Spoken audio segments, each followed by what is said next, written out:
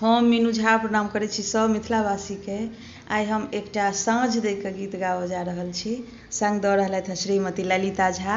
कोशिश करै छी जे सब गोटेके नीक लागय। धन्यवाद। जय मिथिला, जय मैथिली।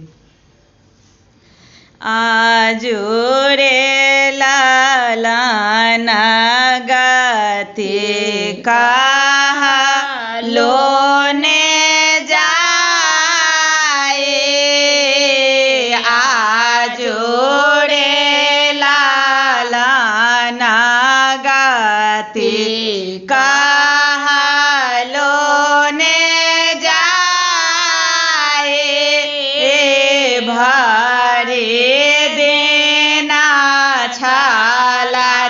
कृष्ण के ना खेलाए